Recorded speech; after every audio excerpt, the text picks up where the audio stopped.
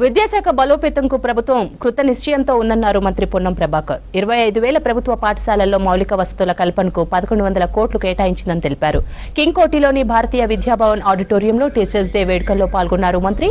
ఉత్తమ ఉపాధ్యాయులను సన్మానించారు. టీచర్లకు కావాల్సిన పదోన్నతులు, పోస్టింగులు కల్పిస్తున్నామని, రిక్రూట్మెంట్స్ చేస్తున్నామని తెలిపారు. హైదరాబాద్ అన్ని రంగాల్లో నెంబర్ 1 గా ఉందని, పరీక్షా ఫలితాల్లోనూ మొదటి స్థానంలో నిలపాలని కోరారు మంత్రి.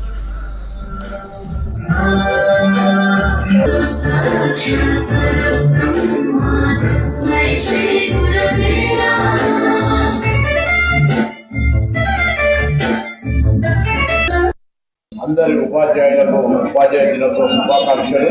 ఈ సందర్భంగా ప్రభుత్వం తరఫున అందరికి విజ్ఞప్తి చేస్తాను.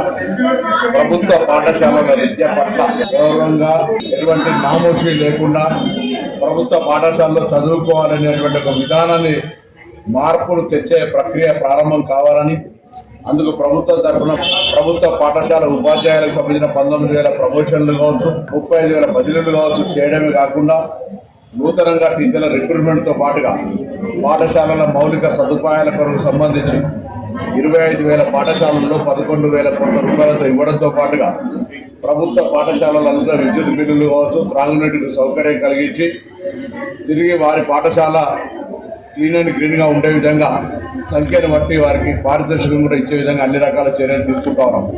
ఇప్పుడు బాధ్యత అంతా ఉపాధ్యాయ వర్గానికి పాఠశాలలో నమోదు సంఖ్య పెంచి మంచి ఫలితాలు సాధించే విధంగా ప్రయత్నం జరగాలని, అందులో హైదరాబాద్ తెలంగాణ రాష్ట్ర రాజధాని, ఇక్కడ ఉన్నటువంటి 629 పాఠశాలల్లో 80,000 మంది విద్యార్థులు ఉన్నారు, 6,000 మంది ఉపాధ్యాయులు ఉన్నారు.